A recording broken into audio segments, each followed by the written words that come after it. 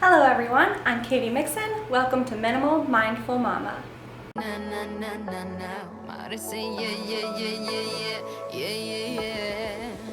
told him I can be a fighter if you want. I'll be there to catch you if you fall. I can make it brighter when it's dark, I told him I would do it all for you, and I know you do it for me too.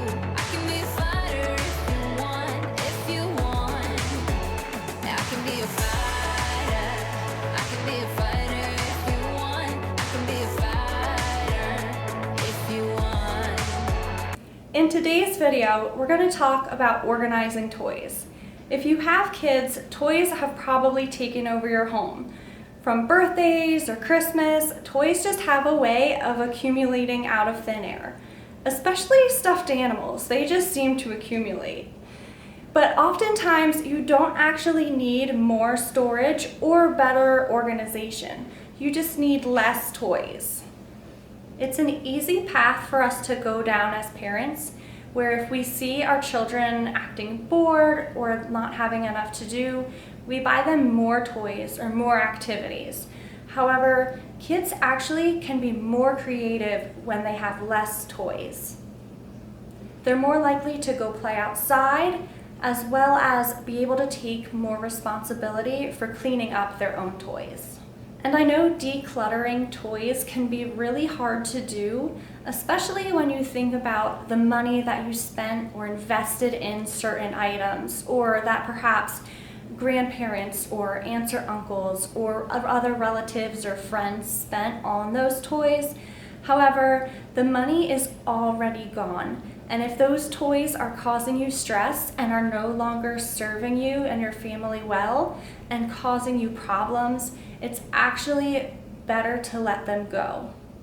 Those toys are continuing to cost you both your time as well as money that you're spending on better organization systems.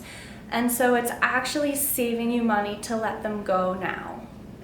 So how do you go about decluttering your children's toys? The first thing you want to do is pretty obvious. You want to go through and declutter anything that is broken. Those toys can't be played with as they should be, and so they're one of the easiest things to let go. Now, something important to keep in mind as we're decluttering our children's toys is that we probably wouldn't appreciate if someone else came into our home and decluttered our stuff and decided what things they thought we should keep and what things we should give away. So I think it's important to respect our children's belongings as well, and if possible, to involve them in this decluttering process. Now, depending on the ages of your children, you might just have to go through and do it yourself. But if they're older, this can be a great teaching opportunity. This can be a great way to allow them to feel respected, as well as to show them how to value and take care of their possessions. Now, I am aware that children have different kinds of personalities, so for some children, you may need to go through and remove anything that is unsafe or broken before involving them in this process. And for some children, you may need to create a designated area where they can keep their valued items that maybe you don't see value in. So for instance, one of my daughters has a treasure box, as we call it, where she can keep things that she finds important to her. And whenever that box fills up, then we know it's time to remove something from that box so that she has room for whatever she wants to put in it. But that's a way that we are actually able to control the amount of things that are her treasures and her favorites by keeping it limited to that box. But while I do limit the amount of space that she has, I allow her to put in whatever things she chooses, as you'll see. Tell me what's in your treasure box. I have a dolly. Mm-hmm. I have a shoe. Oh my. I have shoes, so I have to grow. That you're going to grow into? Yes. It's the shoe. It's snuggling. Mm-hmm. This is a book from Christmas. A book from Christmas. This is a dress is what I have to grow into. Mm-hmm. And these are shoes I need to grow into. Okay. This is another shoe. And here's an icicle. Wow. Grow into. Mm-hmm. And here's another shoe I need to grow in. And here's a sparkly shoe. Wow. Here's a tricky game. A tricky game. And here's some beautiful shoes. And red. And look. And a heart of my name. And my little boy. And these are for Elizabeth so she can brush her teeth when they are dirty. And this is a little ring. Mm-hmm. And this is a little mommy bunny. A mommy bunny. This is a little baby. A baby. And he's a comforter. And here's a part of my T-Rex's head. Okay. Great job. Now, involving your children in this decluttering process can also be a great learning opportunity for them. They can learn that our time and our space is not unlimited, neither is our money, as well as learn to be generous to others and to have a giving heart. So one way I like to include my children in this process, if we are going through their things, is I'll ask them which things are their favorites and which things they would like to give away to someone else. In this way, they're able to determine which ones they want to keep and what things they want to give away.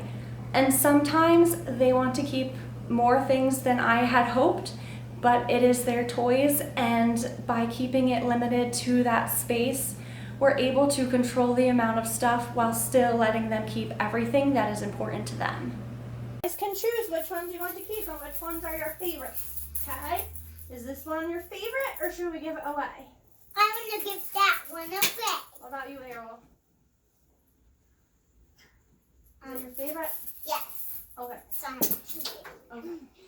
What about this? Is this one our favorite, or should we give it away? Yes, it is my favorite. Okay. What about this one? Is it your favorite? No. Yes. What about this one? Is it your favorite? No. Yes. What about this one? Is it your favorite? Yes. What about this? Yes. It's your favorite one? Yeah. What about this one? I think that one's Iris' favorite. So once you've decluttered all the broken toys or whatever's missing pieces or anything that your children are willing to pass on, the next thing to keep in mind is the purpose of play. The purpose of play is to grow your children, to expand their imagination and their creativity. And so if our goal is for our children to be growing and learning and exploring through play, we want to include toys that are going to push them and stretch them. And so since we want our children to be growing and learning through play, anything that's below their developmental age level is a good candidate to pass on. Another thing to consider is if a toy is open-ended. So this means if a toy can be used more than one way. A lot of the toys at the store can only be used for one thing, but we want to have toys that our children can use their imagination and do a lot of different things with. For instance, blocks. You could use them to build any number of things.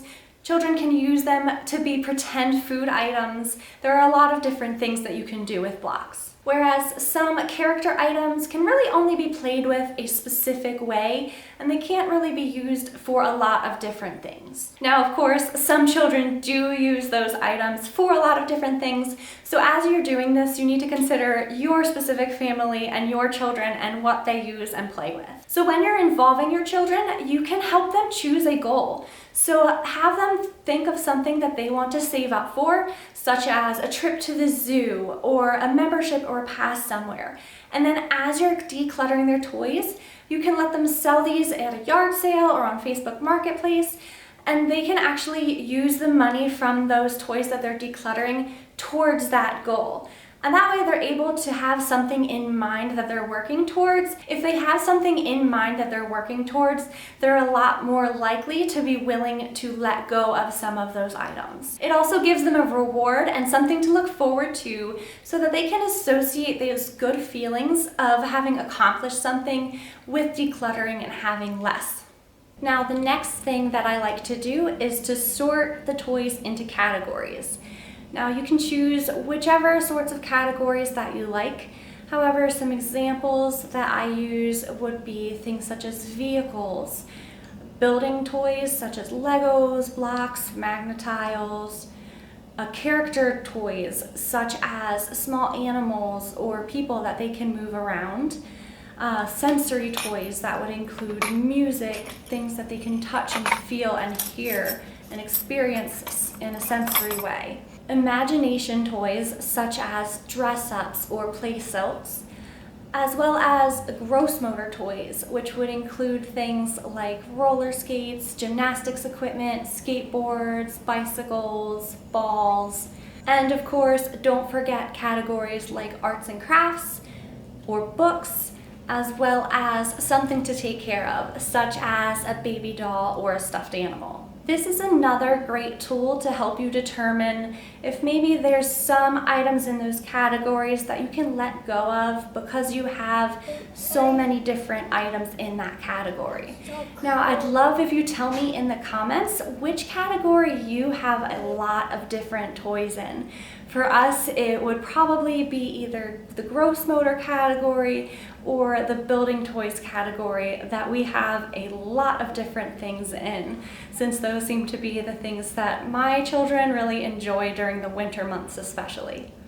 Another benefit of having sorted all your toys into these categories is that now it makes it easier to rotate toys. So toy rotation is a tool that I've used for many years to help keep our toys minimal but also new and fresh frequently. I'll usually choose an item from each category and put that out for my children to play with. I tend to keep each category limited to about 2 or 3 items in each category. And so I'll only put out one item from each of my categories at a time. And that way my children have less toys out to play with and to clean up. And then after a few weeks, when they seem to be tired of those toys, I can switch them out for another item in those categories. And then it's like Christmas morning. Brand new toys are out. They're excited to play with them again. Too many toys, again, is just overwhelming for your kids. So it's easier when they only have a few options to play with. In this way, I'm able to keep the toys that are out limited, as well as keep it new and exciting every month when I do that toy rotation without having to constantly be purchasing new toys. A few final things to keep in mind. Less is always more with toys. The purpose of play is for our children to learn and grow and explore and be creative. And so when they have less, they're actually forced to do that more so than if they have everything laid out for them. So I hope you're feeling excited and motivated to tackle your kids' toy organization systems. If you like this video, please hit the like button, and I'd love if you subscribe to my channel. You can find me on Facebook and Instagram at Minimal Mindful Mama. We have a great community going on over there. Happy decluttering, and I'll see you in the next video.